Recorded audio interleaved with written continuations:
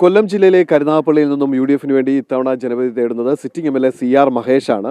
നമുക്കറിയാം, ജില്ലയെ സംബന്ധിച്ചിടത്തോളം കോൺഗ്രസിന് ഏറെ പ്രതീക്ഷയുള്ള ഒരു മണ്ഡലം കൂടിയാണ് ഈ കരുനാഗപ്പള്ളി എന്ന് പറയുന്നത്. കരുനാഗപ്പള്ളി മണ്ഡലത്തിൽ സി.ആർ. Mahesh sitting MLA. ആയിരിക്കുമ്പോൾ ഇത്തവണ വീണ്ടും ജനവിധി തേടാൻ ഇറങ്ങുമ്പോൾ എന്തൊക്കെയാണ് സി.ആർ. മഹേഷിൻ്റെ പ്രതീക്ഷകൾ?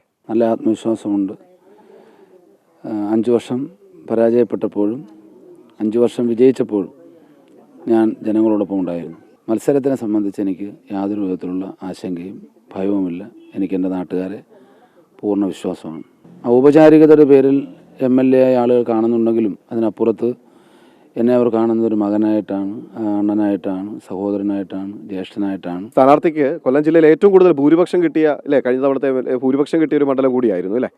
ഭൂരിപക്ഷം നമ്മളെ ഭയപ്പെടുത്തുന്നതാണ്. കാരണം ആ ഭൂരിപക്ഷത്തിന് തിരിച്ചു കൊടുക്കാൻ നമുക്ക് പരിമിതികളുണ്ട്. പിന്നെ നമ്മുടെ പെരുമാറ്റം കൊണ്ടും നമ്മളവരെ സ്നേഹിക്കുന്നത് കൊണ്ടും അവരുടെ വീട്ടിൽ ഒരു ആവശ്യമുണ്ടെങ്കിൽ അല്ലെങ്കിൽ അവരുടെ വ്യക്തിപരമായ കാര്യങ്ങളിലും ഓടിയെത്തുന്നത് എങ്ങനെ കടം വീട്ടും എന്നുള്ളതാണ്.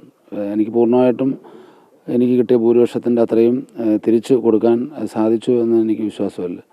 അതിനെയും കൊടുക്കണം. മത്സര ചിത്രം വ്യക്തമായി കഴിഞ്ഞു.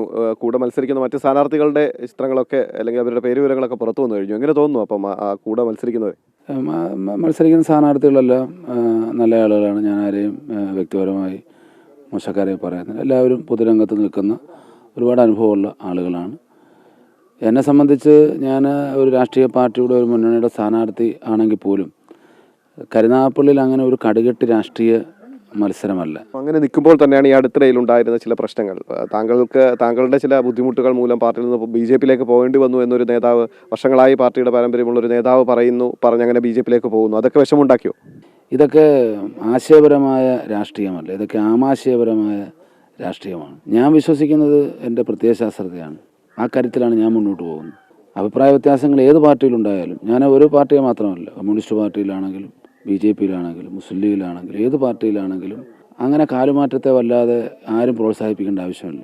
അതിന് വരുന്നൊരു കുഴപ്പം, പൊതുജനം പിന്നെ രാഷ്ട്രീയക്കാരെ വിശ്വസിക്കാതാവും. രാഷ്ട്രീയത്തിലെ മൂല്യമാണ് നഷ്ടപ്പെടുന്നത്. എവിടം വരെ എത്തി? എങ്ങനെയാണ് തുടക്കം? ഇങ്ങനെ എല്ലായിടവും എത്താൻ പറ്റുന്നു പെട്ടെന്ന്? പ്രചരണ പരിപാടികൾ ഇപ്പം ചുവരെടുത്ത് പോസ്റ്റർ ഇവിടെ ഇങ്ങനെയൊക്കെയുള്ള പ്രചരണ പരിപാടി നിങ്ങൾക്ക് വരുമ്പോൾ കാണാം. നമ്മൾ ബഹുദൂരം മുന്നിലാണ്. അതൊക്കെ പാർട്ടി പ്രവർത്തകർ ആവേശത്തോടു കൂടി, പാർട്ടി ഇല്ലാത്തവരും ഉണ്ട്, ആവേശത്തോടു കൂടി നിൽക്കുകയാണ്. പിന്നെ സമയം, എൻ്റെ ഓർമ്മയിൽ ആദ്യമായിട്ടാണ് ഇത്രയും ഒരു ചെറിയ പീരീഡ്, ഒരു ചെറിയ സമയം തിരഞ്ഞെടുപ്പ് പ്രവർത്തനത്തിന് സ്ഥാനാർത്ഥികൾ കിട്ടുന്നത്. അതെന്നെ ബാധിക്കത്തില്ല. കാരണം ഞാൻ എൻ്റെ കട എന്നും തുറന്നിരിക്കുന്നതാണ്. എന്നും തുറന്നിരിക്കുന്ന കടയായതുകൊണ്ട് ഞാൻ തിരഞ്ഞെടുപ്പ് വരുമ്പം പൊക്കുന്ന കടയല്ല.